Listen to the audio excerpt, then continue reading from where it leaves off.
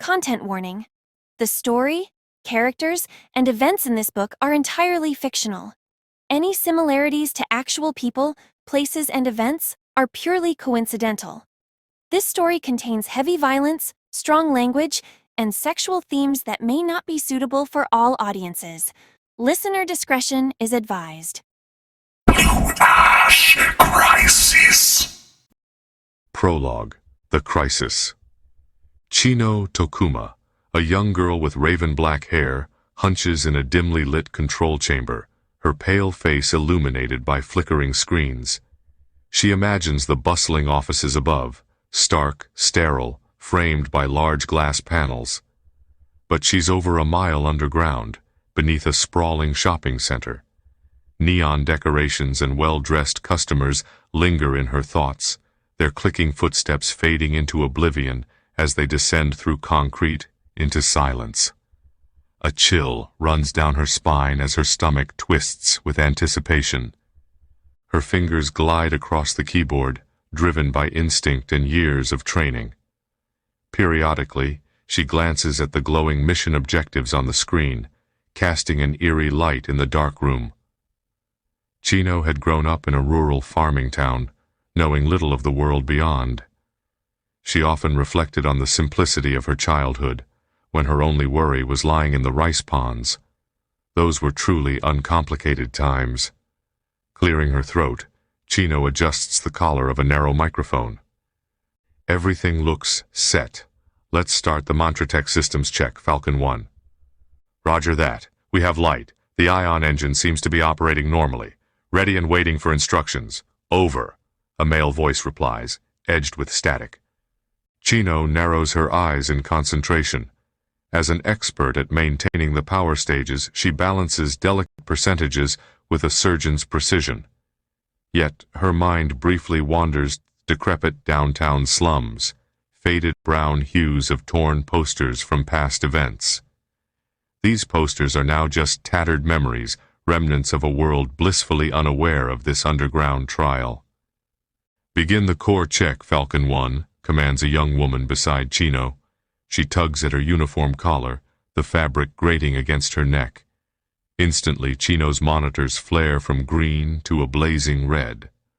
Her fingers fly across the keyboard, pulling data from the municipal electric grid.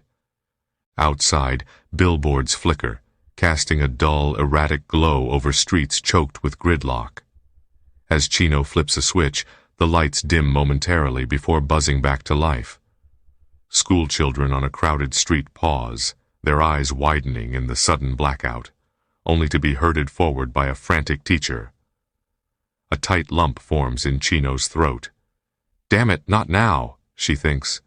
Come on, don't die on me. Her hands work quickly, flipping switches until the lights stabilize once more. Roger, let me see here. Core 1, stable. Core 2, stable.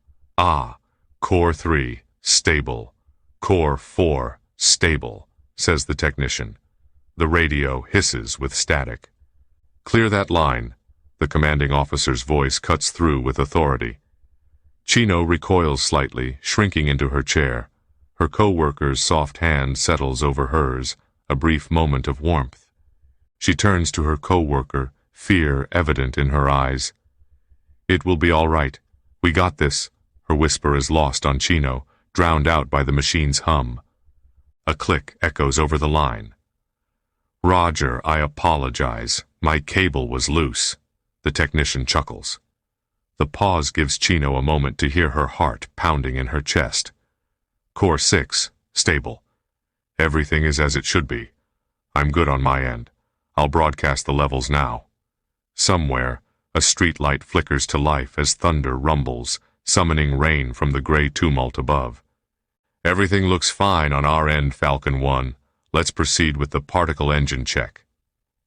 In the strange darkness, blue orbs flit like fireflies on a summer night. Chino watches, captivated by their ghostly dance through the muddled screen. The camera lens adjusts to capture a wisp flitting past. Roger. Let me see here. The technician's grunt is followed by a sharp plastic snap.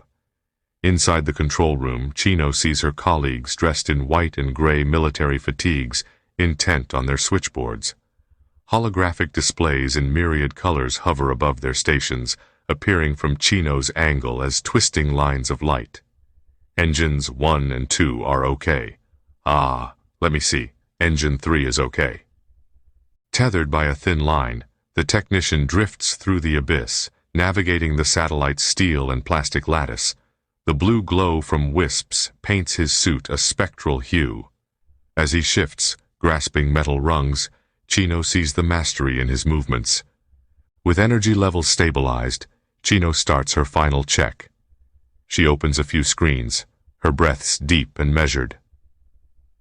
Headquarters clears you to engage the mantra drive, Falcon 1. The technician, navigating by a gentle thruster light, floats to the satellite's edge. He dangles over the panels, securing another tether to a ladder rung. He grips the bar of a round switch and, with a groan of metallic protest, turns the white cylinder. The surrounding rods ignite with an ominous red glow, one by one. Object spotted, Commander. It's east of the gate. Chino jumps as the man springs up, pointing at his screen. The girl next to Chino pulls up the image onto a large wall panel. Her heart pounds harder. This shouldn't be happening, she thinks. The computer intelligence locks on the object. Falcon 1, there is an object at 3 o'clock. Do you have a visual? Falcon 1 pivots to see a glint in the inky distance. His suit's overlay marks a green box around the object, which counts down at an alarming rate. Roger, I see it. It's approaching fast. Falcon 1, do you have a read on the object? The commander's voice is unwavering but tinged with concern. The glint erupts into light, swallowing the darkness. A booming crash reverberates through the control room. Shrapnel rains down from the blown speakers, causing screams to pierce the air. The explosion erases the satellite, reducing the technician to vapor and dust in the inferno. Falcon 1, do you copy? The commander's voice breaks with alarm. Falcon 1, do you copy? We've lost signal. Falcon 1, what's happening out there?